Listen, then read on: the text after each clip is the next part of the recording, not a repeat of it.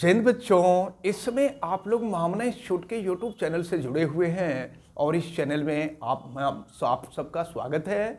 आज हम लोग class 12 physics Hindi medium NCERT book के सेकंड पेपर का चैप्टर 3 विकिरण तथा द्रव्य की द्वैत प्रकृति यानी हम लोग पढ़ने जा रहे हैं radiation and dual nature of matter के अंकित प्रश्न यानी न्यूमेरिकल्स हम लोग पढ़ने जा रहे हैं। और इसमें हम लोग आज क्वेश्चन नंबर 10 को शुरू करेंगे। इसके पहले के न्यूमेरिकल्स को पिछले वीडियो में बताए जा चुके हैं। तो क्वेश्चन नंबर 10 हम देखते हैं, दिया हुआ है 7.21 into 10 to the power 14 hertz आवृत्ति। तो आवृत्ति को न्यू से रिप्रेजेंट करते हैं, ये आपको पता है। और न्यू की वैल्यू आपको दी गई है 7.21 into 10 to the power 14 hertz. आवृत्ति का प्रकाश एक धातु के पृष्ठ पर आपतित होता है। इस पृष्ठ से 6 into 10 to the power 5 metre प्रति सेकंड के उच्चतम गति से यानी मैक्सिमम वेलोसिटी दी गई है। तो मैक्सिमम वेलोसिटी को भी मैक्स से रिप्रेजेंट करते हैं। ये आपको दिया हुआ है 6 into 10 to the power 5 metre पर सेकंड की उच्चतम गति से इलेक्ट्रॉन उत्सर्जित हो रहे हैं। इलेक्ट्रॉनों के प्रकाश उत्सर्जन के लिए देहली आवृत्ति क्या होगी यानी न्यू जीरो की वैल्यू आपसे पूछी जा रही है। तो आपने आइंस्टीन का प्रकाश वैद्युत समीकरण देखा था और यहाँ था half M V max square is equal to H nu minus nu zero था। आपसे न्यू जीरो की वैल्यू पूछी जा रही है। तो चलिए हम न्यू जीरो की वैल्यू यहां से निकालते हैं। तो सबसे पहले एच को अगर हम लेफ्ट में ला दें तो देखिए क्या मिलेगा। ये हो गया M V max square upon हो जाएगा 2h और फिर ये हो जाएगा न्यू माइनस न्यू जीरो। हमें न्यू जीरो की वैल्यू ज्ञात करनी है। तो न्यू जीरो को लेफ्ट में ला दें और सबको राइट में ले जाएं। तो ये हो जाएगा माइनस न्यू जीरो लेफ्ट में आएगा प्लस न्यू जीरो हो जाएगा। तो nu zero is equal to हो जाएगा न्यू माइनस ये हो जाएगा M V max square upon हो जाएगा 2h। अब हम यहाँ पर सबकी वैल्यू रखेंगे और रख करके इसको आप लोग सॉल्व करेंगे। चलिए देखते हैं।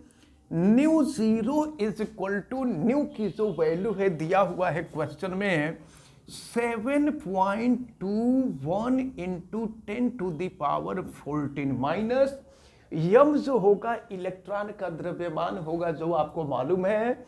ये होता है आपका 9.1 into 10 to the power minus 31 kilogram हुआ करता है। और फिर इसके बाद है वी मैक्स का स्क्वायर। वी मैक्स आप देख रहे हैं, इसका स्क्वायर करेंगे 6 का स्क्वायर कर देंगे 36 हो जाएगा और 10 टू द पावर 5 का स्क्वायर कर देंगे तो 10 हो जाएगा और ये अपान हो जाएगा 2h। h जो है प्लैंक कांस्टेंट होता है। चलिए यहाँ पर रख देते हैं प्लैंक कांस्टेंट। ये हो जाएगा आपका देखिए यहाँ थोड़ा सा फॉल्ट हो रहा है। ये न्यू सेपरेट है, न्यू जो है अलग है, न्यू से हम लोगों को मतलब नहीं है, न्यू अलग है। और फिर माइनस हो जाएगा ये यहाँ पर 2h होगा 2 और h जो है प्लैंक कांस्टेंट है ये हो जाएगा 6.63 into 10 to the power minus 34। अब इसको हम सॉल्व करते हैं और देखते हैं कि इसकी वैल्यू क्या मिलती है। अच्छा, अगर 2 से इसको कट कर दे तो ये 18 हो जाएगा। और फिर चलिए इसको सॉल्व करते हैं। तो nu zero is equal to ये हो जाएगा आपका 7.21 इंटू 10⁻14 और माइनस यहां पर देखें फिर क्या मिल रहा है, ये है आपका 9.1 और इंटू हो जाएगा 18 और फिर नीचे है आपका 6.63 और फिर देखिए क्या होगा -34 ऊपर जाएगा। देखिए तो -34 ऊपर जाएगा तो +34 और 34 -31 कर दीजिए तो ये हो जाएगा 3, तो 10⁻³ हो जाएगा और 3 और 10⁻10 है तो 10⁻10 और 3 ये हो जाएगा 10⁻, यहाँ पर 10⁻10 है और फिर यहाँ 10⁻³ तो 13 हो जाएगा। ये हो गया आपका 10⁻13। अब हमें इसको सॉल्व करना है। चलिए ऊपर नीचे हम चाहें तो 10 से गुणा कर सकते हैं, तो यहाँ 10 से गुणा करेंगे दशमलव हट जाएगा, दशमलव यहाँ आ जाएगा। फिर ऊपर नीचे 10 से गुणा कर दीजिए तो ऊपर 10 से गुणा करेंगे, देखिए 10 से गुणा करेंगे तो 13 के जगह पे 14 हो जाएगा और नीचे यहाँ दशमलव हट जाएगा।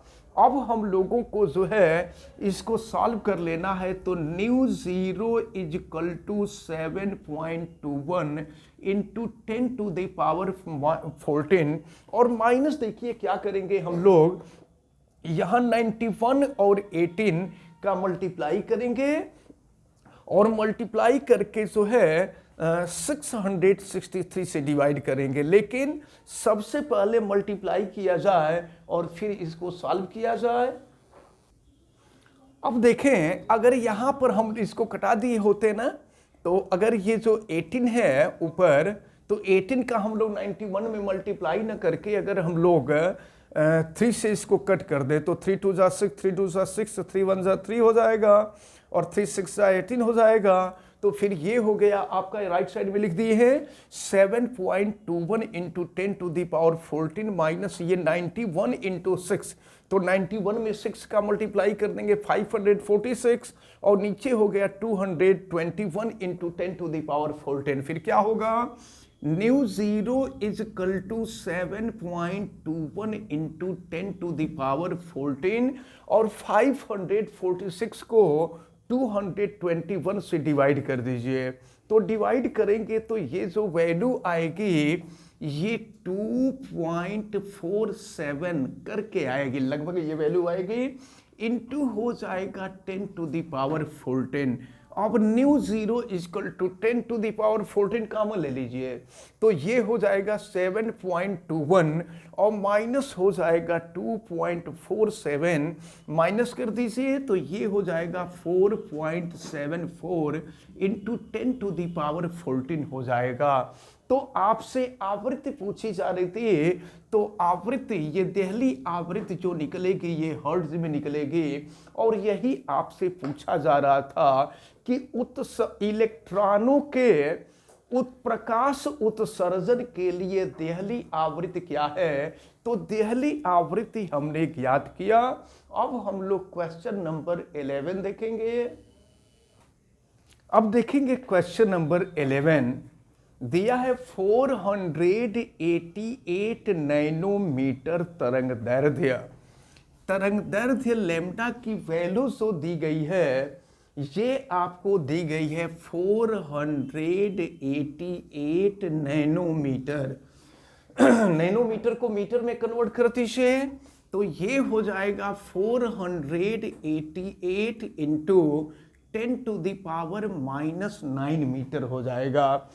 तो 488 नैनोमीटर तरंग दैर्ध्य का प्रकाश एक आर्गन लेजर से उत्पन्न किया जा रहा है। लेजर है जिससे प्रकाश उत्पन्न किया जा रहा है, जिसे प्रकाश वैद्युत प्रभाव के उपयोग में लाया जाता है जब एक स्पेक्ट्रमी रेखा यानी स्पेक्ट्रम के प्रकाश को उत्सर्जक पर आपतित किया जाता है, तब प्रकाशिक इलेक्ट्रॉनों का निरोधी विभव निरोधी विभव को हम V0 से रिप्रेजेंट करते हैं। निरोधी विभव V0 की वैल्यू आपको दी गई है 0.38 वोल्ट दिया हुआ है। तो उत्सर्जक के पदार्थ का कार्यफलन आपसे पूछा जा रहा है। कार्यफलन W होता है, W की वैल्यू आपसे पूछी जा रही है। देखें, आप देखे होंगे यहां पर जितने मैक्सिमम क्वेश्चन हैं सब में आइंस्टीन के प्रकाश वैद्युत समीकरण का ही किसी न किसी रूप का प्रयोग हो रहा है। तो आपने देखा था E k is equal to H nu minus W.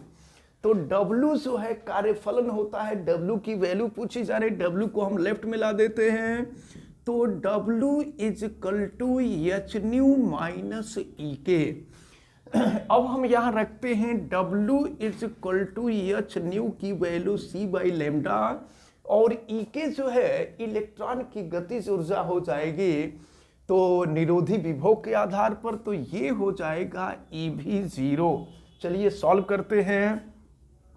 तो W is equal to H Planck constant है 6.63 into 10 to the power minus 34।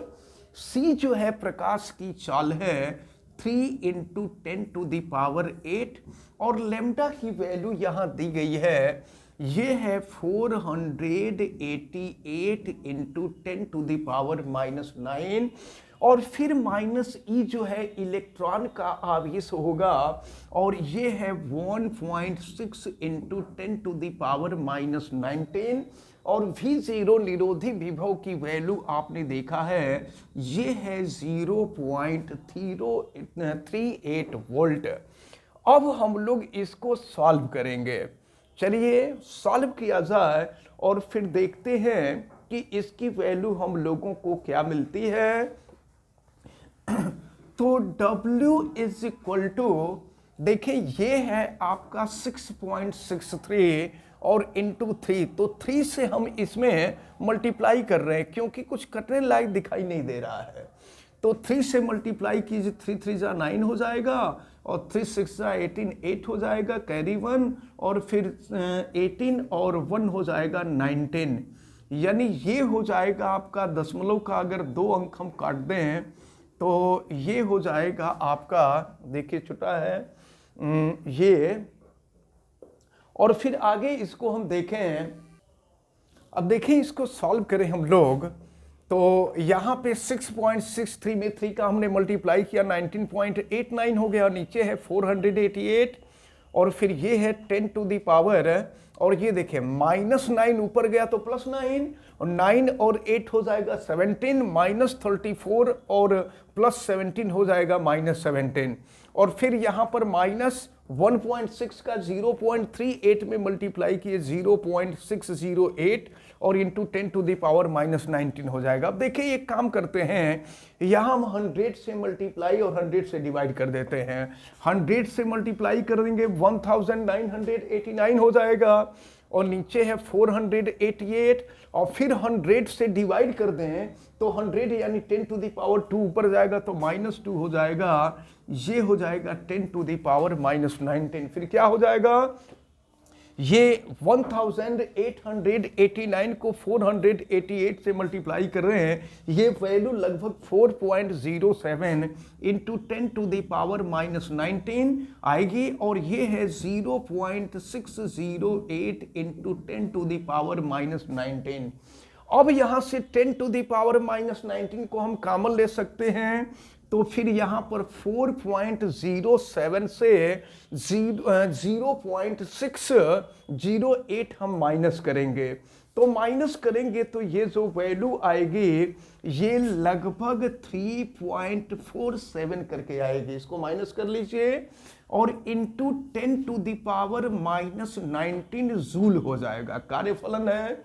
अच्छा, अगर आप इसको इलेक्ट्रॉन वोल्ट में कन्वर्ट करना चाहें तो इलेक्ट्रॉन वोल्ट में कन्वर्ट करने के लिए इलेक्ट्रॉन के आवेश से भाग दे देते हैं, तो W इज इक्वल टू ये 3.47 into 10 to the power minus 19 upon हो जाएगा 1.6 into 10 to the power minus 19, ये इलेक्ट्रॉन वोल्ट में हो जाएगा। तो 10 टू द पावर माइनस 19 से 10 to the power minus 19 cancel हो जाएगा।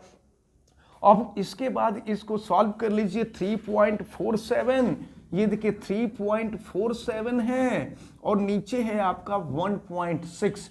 अगर ऊपर नीचे हम 10 से गुणा कर दें तो ये हो जाएगा आपका 34.7 अपॉन 16।